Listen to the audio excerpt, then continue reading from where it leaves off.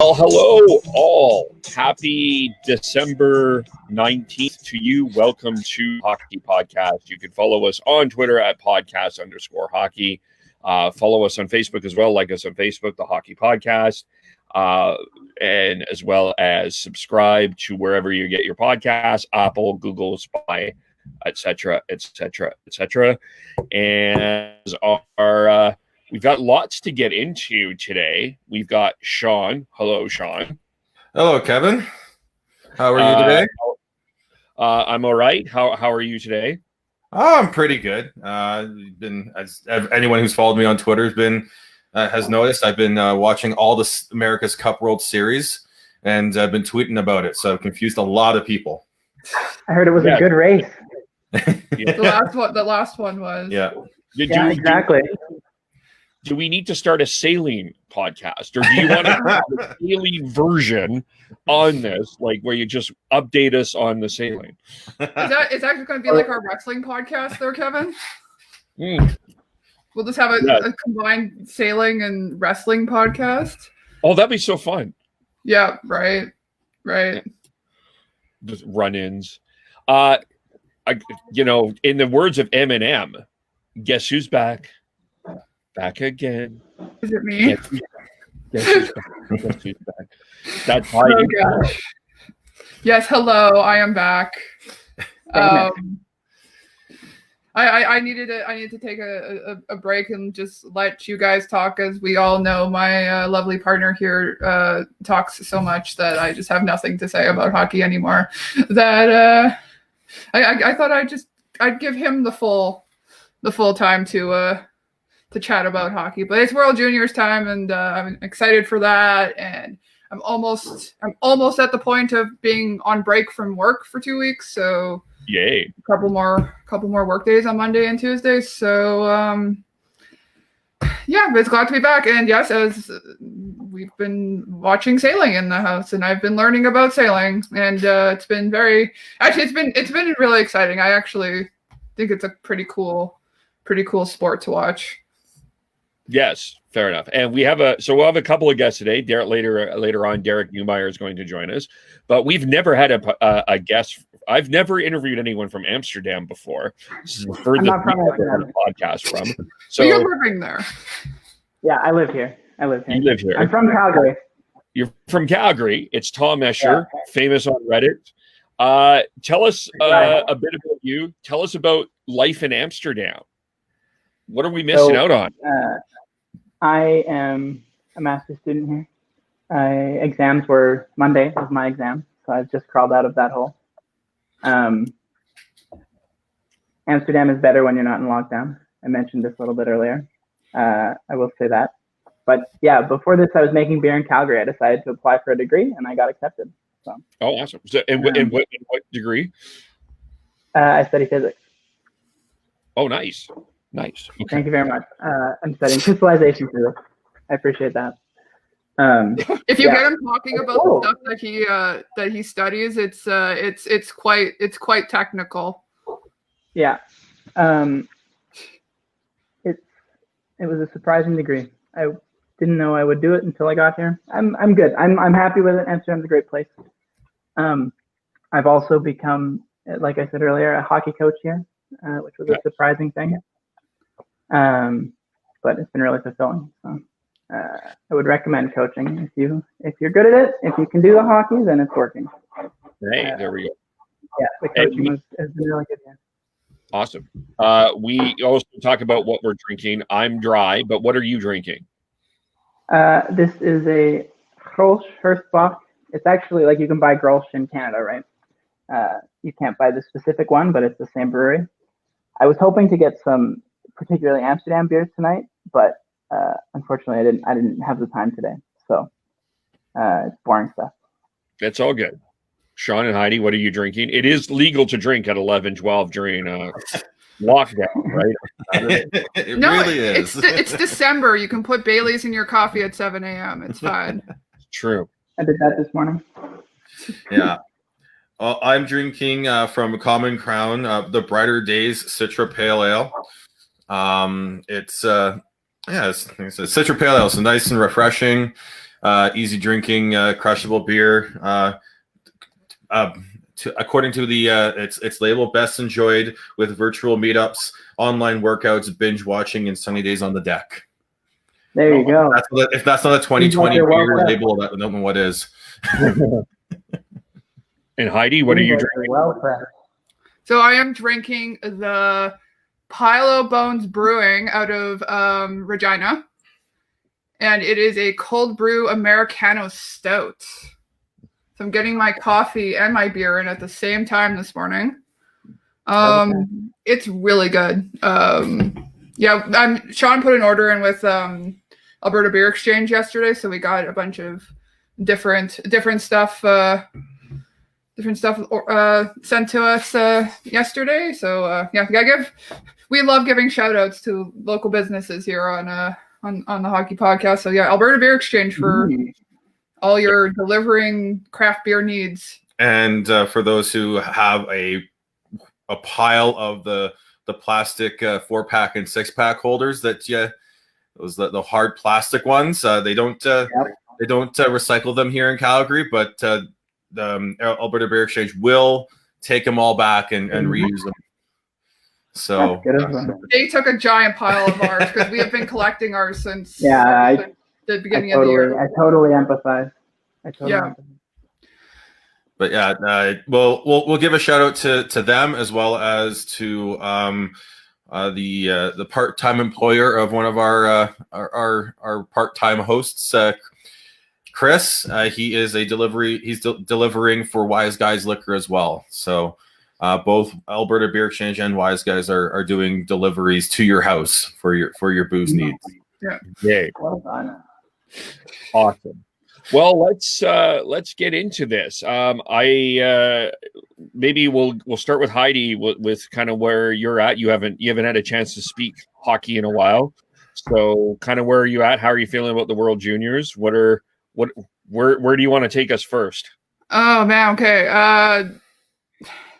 As much as I've been trying to keep up with everything, it's hard. I've been busy with work and all that stuff, but I'm excited about World Juniors. It's and I've said this to multiple people, the World Juniors feels like the only thing that seems like it's kind of normal this year, as long as it still happens, because who knows, something could happen in the next couple of weeks, knock on wood. But it feels like one of the kind of things that is still consistent about the holiday season here, that it's something that'll be on.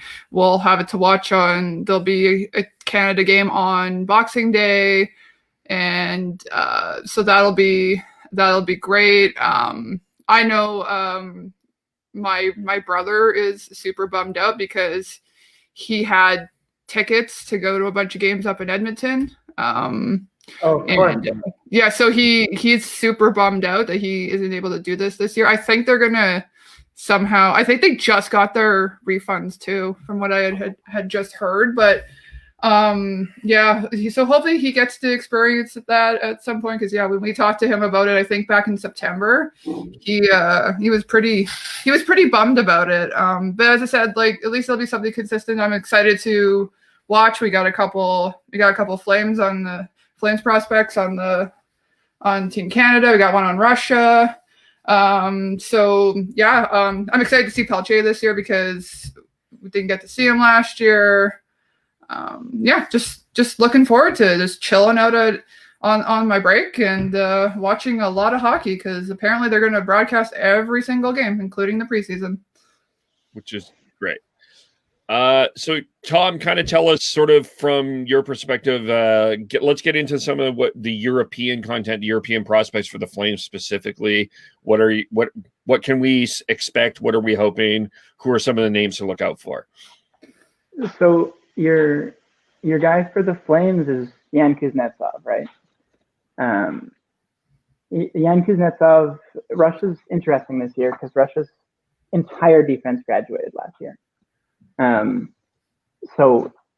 last year it was pretty obvious who's going to be the first pair. Alexander Romanov might be in the NHL this year, right? He was their top defenseman on Russia last year. He took them to the silver medal.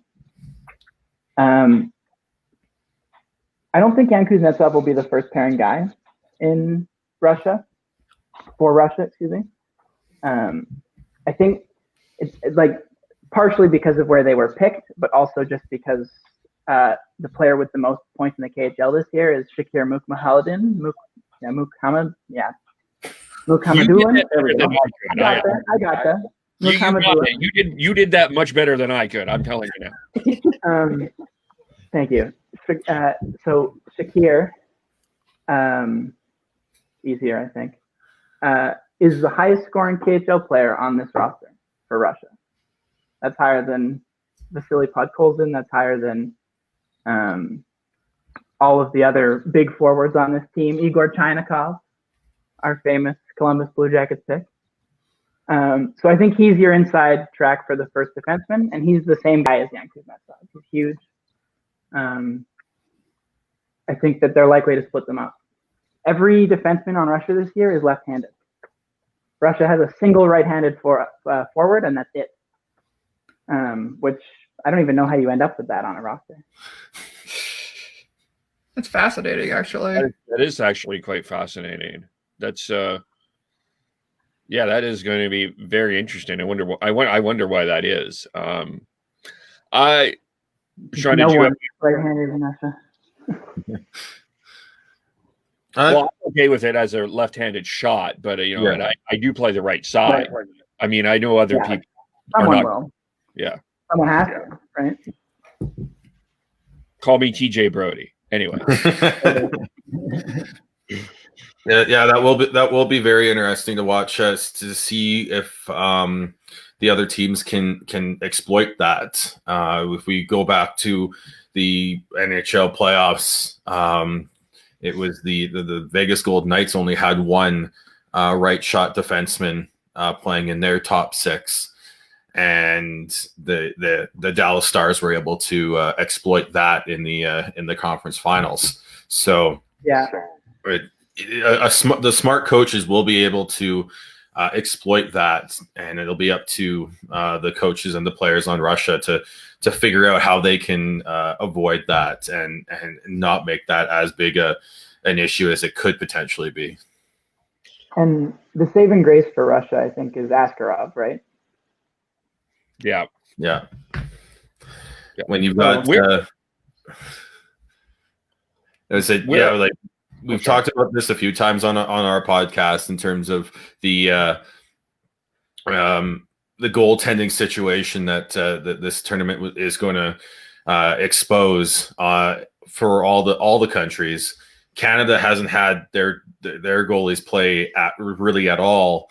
The States of Spencer Knight's played a few games in college, and then you've got the European goalies that have been able to play. So it's going to be. I'm really going to be watching that closely to see whether or not the Canadian goaltenders in particular can get up to the level that they're going to be needed to play at, especially come the medal round.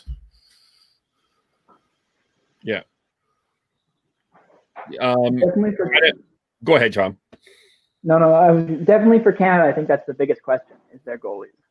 Like Group B, Russia has Askarov, like I said. The U.S. has Spencer Knight and also Dustin Wolf. Not that he'll play very much, I don't think. The Swedish goalie who's returning is Hugo Almefelt, and he was the best goaltender last year, other than Canada's goalie. So, as an 18-year-old, so Group B is going to be ridiculous for goaltenders. And then Finland's goaltender was the second goalie drafted this year, Joel Blomqvist, I think his name is. I know his name is. He's a Pittsburgh Penguins prospect. So goaltending's huge, especially because it's the one thing that, right, TSN is going to hammer this all year or all tournament, is that Canada's goaltenders are a question mark, I think. Because that's like their only hole, really. It's a wild team. My thought has been that, sort of, I think the three favorites we were thinking were, we didn't have, Sean and I don't, I mean, we were speaking before, maybe Sean has changed his mind, but I don't have Canada as a favorite. I'm kind of leaning that this is a Sweden, Finland, US sort of tournament. What are you feeling about this, Tom? Are you feeling that this is that Canada is a favorite, or who's kind of the teams to watch out for in your mind?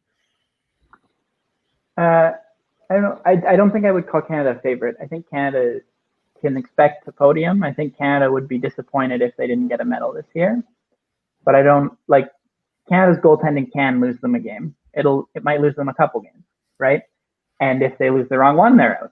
So I wouldn't call Canada a favorite. I think that this is a tournament where goaltending matters a lot. Any short tournament is like that, right? And like Askarov and Spencer Knight are probably the two best goaltenders outside of the NHL. Maybe. That'll be a big storyline, I think, this year. Especially because Askarov wasn't great last year, right? He played here and he lost his job, right? Yeah. So I would say that my favorite is probably the U.S. I like especially Jake Sanderson. I like their defense better than Russia's. Otherwise, those teams are very similar to me. In terms of like both of them have dangerous top six. I think you could choose a lot of players on both of those rosters who would lead this tournament in points, right? Like Trevor Zegras or Vasily Podkolzin or Igor Chynakov could lead this team in goals, right? I think both those teams are really scary. Is Sweden as good as Russia or the US, you think? My thing with Sweden is they've gone through so much with all their different COVID cases and everything. I think they're if they were at full strength, I think that you could put them up there. They've got Lucas Raymond. They've got they still have the top end players. Yeah, Alexander Holtz. Yeah, one of the guys they lost to COVID was the center of that line last year. Yeah, Lucas Raymond, Carl Henriksen, and Alexander Holtz, and they lost that center. And he would have been their top line center for sure. So, and they lost probably two top four defensemen. They lost big guys to COVID this year, I think. Yeah, so it's gonna be tough for them to recover from that. I think I saw that it was basically the team doctor was running the practice with like half the team yesterday. So I think that just unfortunately takes the shine off of what could be a very strong Swedish team. Well, they're always very strong. It's been forever since they've lost a game in the round robin. 2007. I wrote it down somewhere. Yeah, you're right. Something like that. It's like 50 games. It's just a wild number. It's insane. So I think they're to me, I think the three teams that I think are a step ahead of everyone are the US, Russia, and Canada, and they all have question marks. They all have issues where you can see that why you can not pick them. Sweden's half step behind. Germany could really. I mean, Germany just had 8 positive COVID tests. So you don't know what position they're going to be in come the start of the tournament. Otherwise, I would say they were a team that could surprise. And Finland's always an underrated strong team. So, and when they've got Blomqvist was one of the top rated goaltenders in the draft. It's just with goaltenders you never know, so they always get bumped down to the second or third rounds for the most part. So it's going to be they could surprise. I wouldn't be. Yeah, I wouldn't be shocked at all if we see them like upset those top 3 and come in and be gold medalists. So, and I think this is an underrated storyline of Group B, which is that you have Russia and the US, and Sweden, right? One of those teams is going to finish third. The team that finishes third probably plays Finland, right? The two teams that finish first play the best of Slovakia and Switzerland and Germany. I would much rather play one of those two teams, right? So those games I think are a big deal. In terms of USA Russia is one of the first games of the tournament. It's the third game they play, and it might be one of the most important ones of Group B. that'll set up what is happening with this tournament pretty much, right? That is it.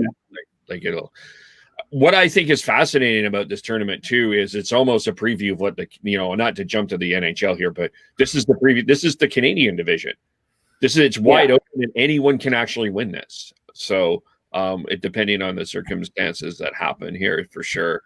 So I think that's what's going to make this really like exciting in a lot of ways is that aspect of like every game is going to be really important. This is not going to be a tournament even from Canada's perspective where they've got some easier games that don't look but they still are going to have to do very well in them because this is about seeding and goals for and goals against and that. And the comments about like Canada just got out of quarantine, right? As a team, because they had a bunch of players that had to leave after positive tests a couple of weeks ago. And as was mentioned earlier, there's a bunch of players on Canada that have played 0 games, right? If they've been in the OHL or the WHL, they haven't even started. So that and there's players like that on every team, right? So I think that'll definitely be part of it. Who's rusty, who's not. In like all these guys who are playing in the KHL or in the Liga, right? I mentioned Shakir Mukhamadullin has 31 games in the KHL this year, which feels like a lot of experience compared to 0 out of Quinton Byfield, for instance, right? Yeah, it's definitely going to be interesting watching, especially like some of the pre-tournament games too. Like I think there's going to be a lot of like dropped passes, and there's going to be a lot of rust. The things that we joke about seeing when anytime that any of us go to like an NHL preseason game or something where it's just a little bit of a crapshoot and you don't really take it seriously, but these guys they're gonna have to get it together very fast. So that'll be interesting. I actually think it's gonna be I hate to say this as being a very patriotic Team Canada person, but like I kind of like the fact that it's gonna just not be that it's just Canada and US or Canada and Russia or whatever that are the favorites. It's like we don't know what's gonna happen. I'm always Team Chaos, so it'll be really exciting for sure. Yeah, one of the things I always like about the World Juniors is it is chaotic. It is these players are unfinished hockey players, and they've got flaws and they make mistakes, and with the lack of games and the quarantining and all that thrown in, it's going to be a very messy hockey to watch, but it's going to be exciting and it's going to create a lot of drama and a lot of I think we're going to see a lot of comebacks and blown leads throughout the pre-tournament games and into the group stage and then all the way into the medal round. And it's going to be so much fun. I really hope this is a high-scoring tournament. I really, really do. Well, especially because we have teams hanging around like Austria with Marco Rossi. If Austria scores like 3 goals in a game, you could lose that game, right? Mm-hmm. If Austria is going to score 0 points every game, it's not so likely, right? So I really hope that we see the goalies struggle a little bit. I think it would make for a better tournament, especially like again Germany, Slovakia, Switzerland. Germany's first line is 3 first-rounders. They could definitely scare some teams, right?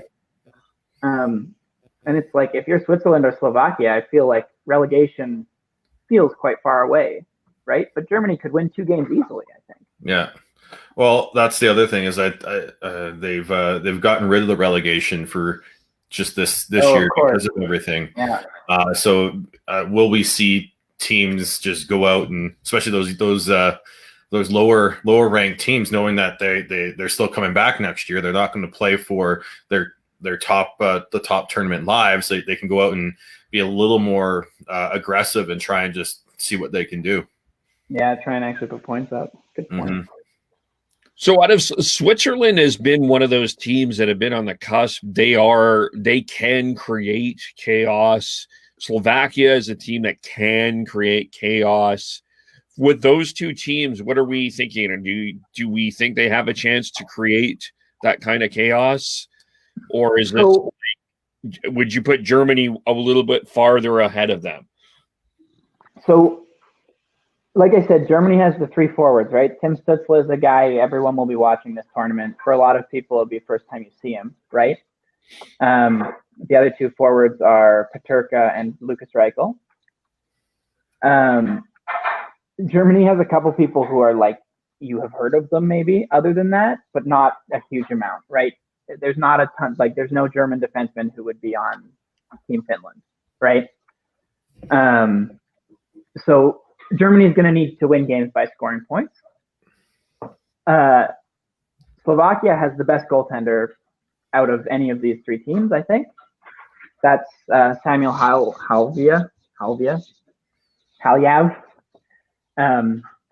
He is, like he would probably start for Team Canada, which says more about Canada's goalies than him. But he's good, right? He's better than the Swiss goalies. The Swiss goalies both graduated last year, so they have brand new guys. I don't know who will start. Maybe you guys can give me a guess on that. But Slovakia is one of these teams that's going to have to rely on their oldest players. They're one of the biggest teams in the tournament. But they have like two drafted players, right? And I think Switzerland is really going to struggle this year, actually. I think Switzerland had an old team last year. This year, all of those guys graduated. So we have a lot of new guys, and they've lost a ton, right? They lost all of their goaltenders from last year to start with. And then they just don't really have anyone, right? Which is the other issue.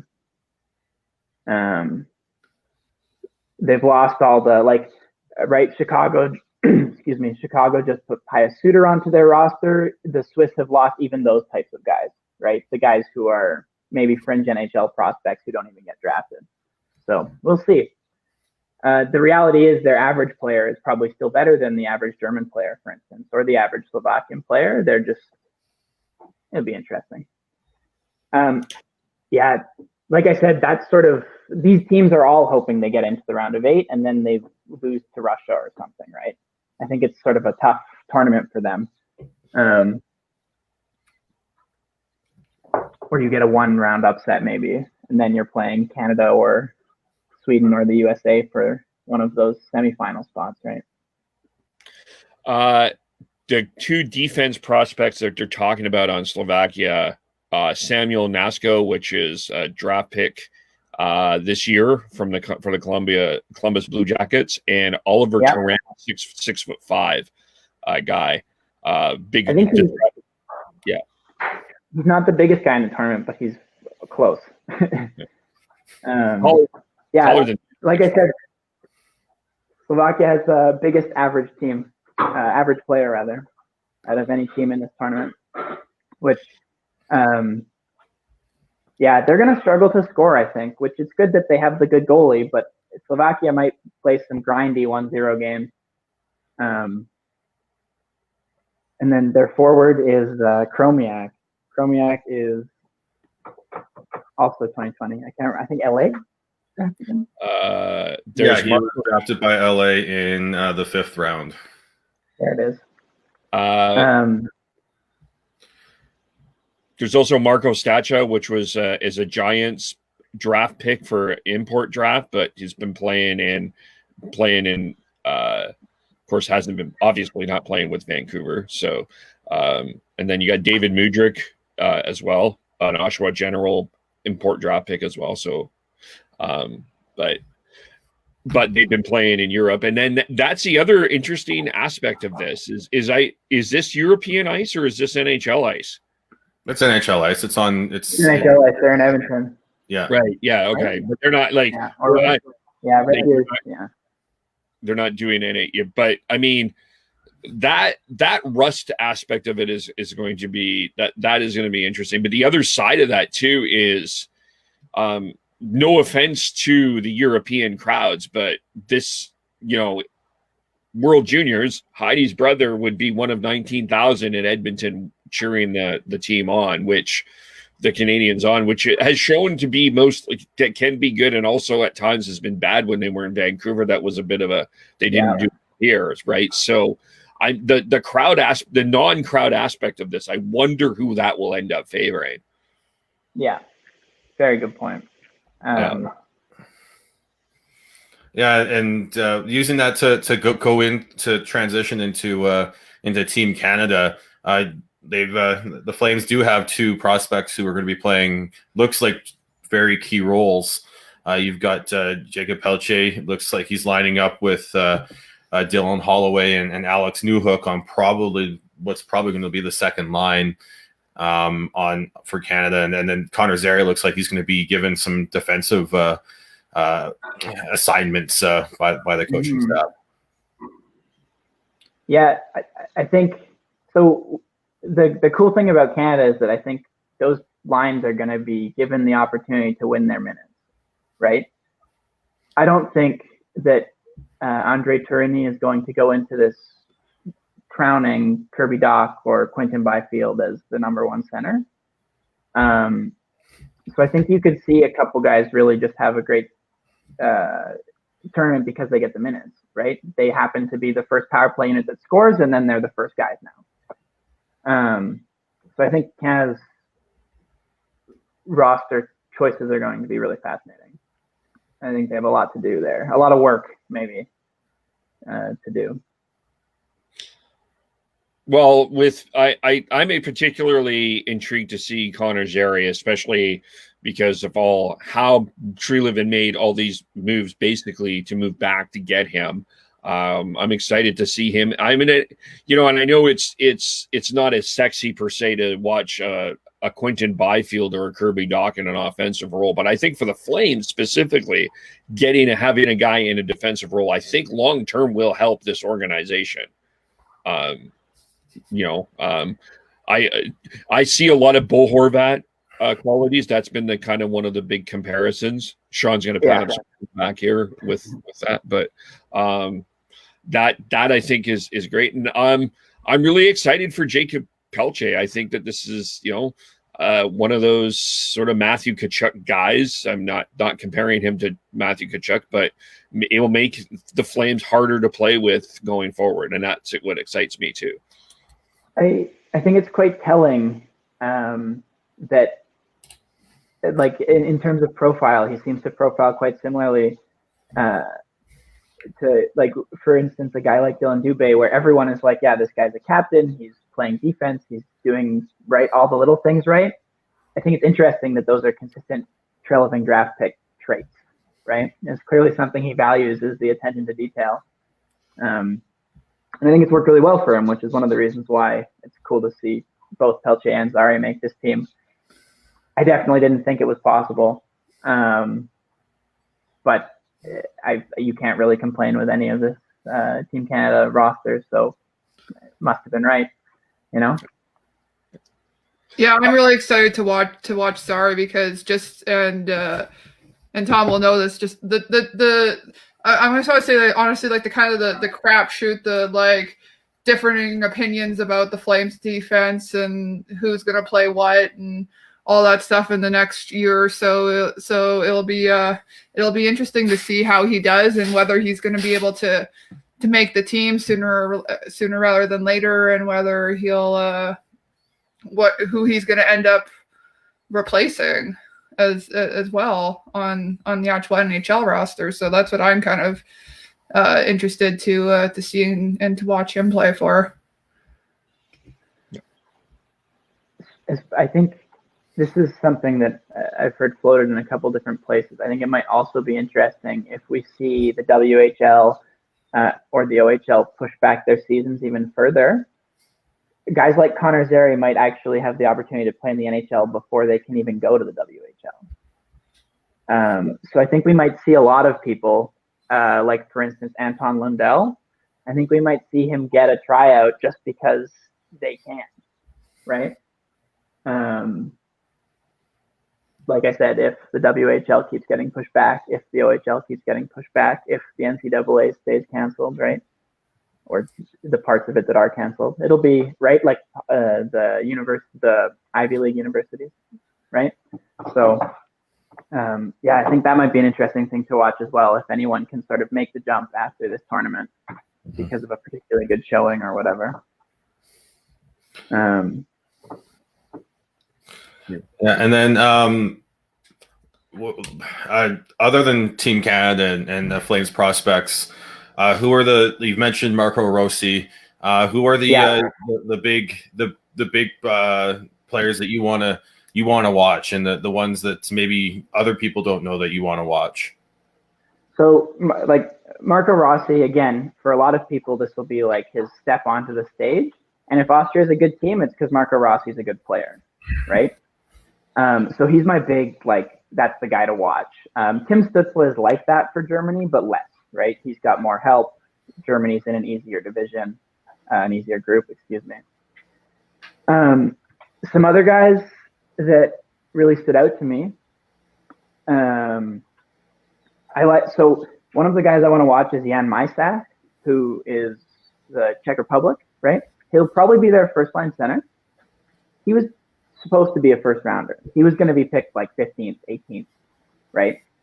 And Montreal took him at 50th or something like this. So I'll be interested to see how he stacks up, because he is the Czech Republic guy, right? In terms of being the all situations center. So he really needs so he'll be, interesting to watch just because of where he was drafted. I think for Sweden, we mentioned Lucas Raymond already, Alexander Holtz. Again, if they go far, it's because those guys are doing well. I think. Some other cool guys. There's a bunch of draft eligibles. There's Czech Republic has a defenseman called Stanislav Svozil, who played more games in the Czech Republic Adult League last year than Jágr. He won the Rookie of the Year for the Extraliga. So we'll see how much he plays, right? He's a 17-year-old who's playing in a 19-year-old tournament. But this will be his first opportunity to showcase himself for this draft, right? Sweden's got Jesper Wallstedt, who, he's playing behind one of the better goalies, so I don't think he'll play that many games, but he's probably a first rounder in 2021. So that's your Yaroslav Askarov type of guy from last year. Who else have we got? I think that the Russian team will be very interesting. I think there's a lot of guys like Podkolzin, for instance, right? How much game have you watched of Podkolzin? This is going to be his first really big tournament on the spotlight where he can, right? If he's good this tournament, then Vancouver is going to be a lot more excited than they were 6 months ago, right? So I think the Russian, and again, because the Russian team is so good this year, right? I think they'll be fascinating.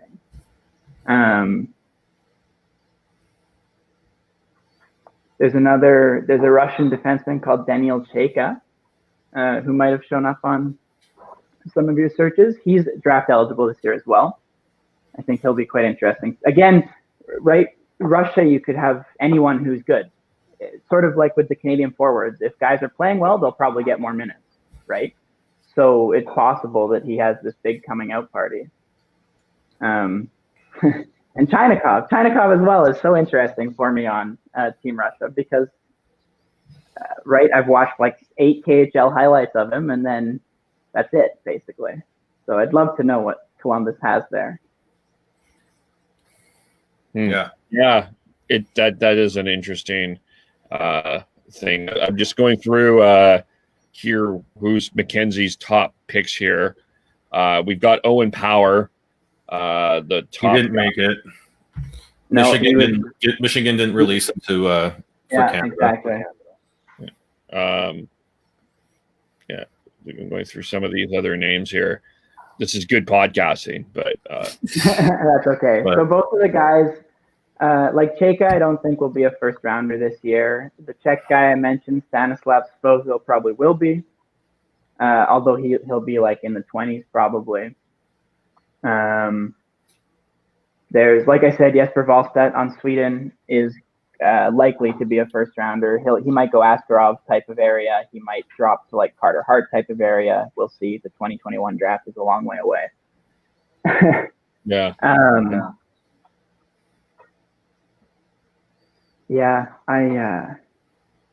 Neil Chayka. The Russian defense is so interesting. There's another guy on there, Chistyakov. Chistyakov is a KHLer. And he's completely not on my radar. So it's the Russian team is very interesting to me. Especially their forwards there's a lot of good forwards here, and it's hard to tell, right? Because so many people don't follow Russian prospects. The Russian team is going to surprise people, I think. There's a lot of people who are playing adult hockey, and again, they've been playing 3, 4, 6 weeks now, right? I think the Russian team might be a lot more polished than people think. I think they've got Igor Larionov heading up the Russian team. Podkolzin is their captain. This is his third World Juniors. The Canucks fans are expecting big things from him in this tournament. At this point, he's got to show something, right? Because he does everything. He does all the small things correct, but he can't seem to get he can't seem to get out of the politics of SKA in the KHL. He just keeps getting thrown out there as part of the fourth line kid line on SKA. So you gotta really hope, me as a Canucks fan and other Canucks fans, that he can take this opportunity and just show the level of player that we think he is. My last quick question before for me is tying to the Flames, not World Juniors, but Juuso Välimäki was in the news. They're making the odds. The Athletic was doing the odds of who would be the favorites for all of the awards, and Juuso Välimäki felt like he was snubbed a little bit. I think for the Flames, that's one of the big questions coming into the new season is Juuso Välimäki. What do you think, Tom? Where is he at? What are you expecting from Juuso for the upcoming season? So the praise for Juuso Välimäki has been from every side, sublime, all the way through. Everyone's like, this is one of the best guys in Liga. Is Juuso Välimäki gonna I don't think he wins the Calder. I don't know if that's. I think that forwards win the Calder so much more often, right? So I don't think Juuso Välimäki is the best rookie in the league next year. He'll be incredible, I think. I've been talking about this for a while. I think that the Flames have made a good pick in Välimäki, but also I think that I was really hesitant on Välimäki because of his injury, and I think that after watching him play 23 games or whatever it was, 25 games against adults, where he didn't seem to have lost a step, right? It seems like that injury was an issue for him. The knee, the ankle, which was the year before, right? Juuso Välimäki has been ready to step into the NHL for 18 months now almost. Mm-hmm. So definitely excited. I think that the big question for having the best season, right? You think of someone like Shane Gostis there, for instance.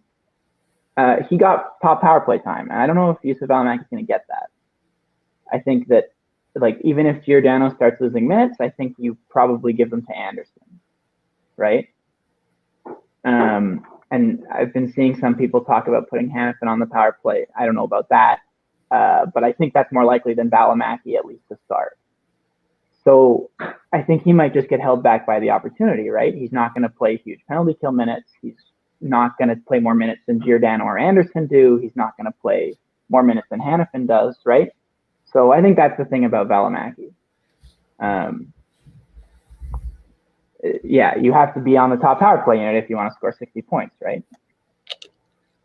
So. Yeah, I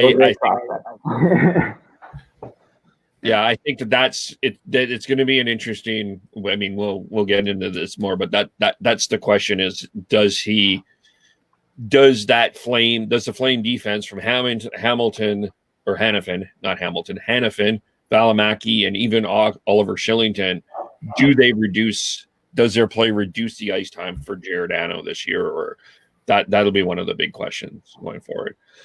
Sean, Heidi, did you have anything else you wanted to ask?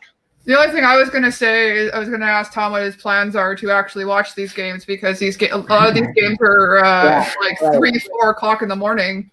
That's right. So there's 3 time slots. The early game is on at 8. The middle game, which is all the Canadian games, are on at midnight. And then the late game is on at 3 a.m. So unfortunately, those games are unlikely to be watched. We'll see how it goes. I'll see how committed I am to staying up. But it's definitely it's a struggle. And that's one of the things about, like, that's one of the reasons why it's hard to follow the World Juniors here. It just doesn't. The time zones just don't work out super well. Yeah. Although, I mean, you've lived in Canada where they've had the tournament in Europe or whatever, and it's been the same thing where it's like we've had to get up to watch gold medal games super early and stuff like that too. So I mean, I've been watching lots of highlights. Yeah, I've been talking about it, so I'm definitely there. Like, somewhere in me, it might happen, right? I'm still that committed. Yeah, and Tom will know that there's people like from like the Flames Discord who like will like watch race it, like watch Formula 1 racing, and like we'll watch it at like 4 a.m. and get up and watch it at 4 a.m. Or you can be like me, who had major insomnia this morning and was watching Liverpool at 5 a.m. because I couldn't sleep. So I saw that there was a Liverpool game on at 5 o'clock this morning, so I put it on. So you never know. Sometimes you just end up watching. The beautiful thing about lockdown, right, is that you can just stay up until 6 a.m. and then wake up at 4:45 the next day. Yeah, maybe. Yeah. Exactly. Maybe. All right. Yeah, that's my plans for watching the World Juniors. Get up way too late. Get up way too late. That's totally fair. Well, Tom, I totally appreciate you taking the time to come on. Can we follow you on social medias? So how do we find you? No. No, maybe next time. I was thinking about putting together a Twitter account for this, but right now the answer is no. If that changes, I'll let you know. Okay. We would might be able to track them down on That's Reddit. Right. If anyone has questions, you can direct them to Heidi.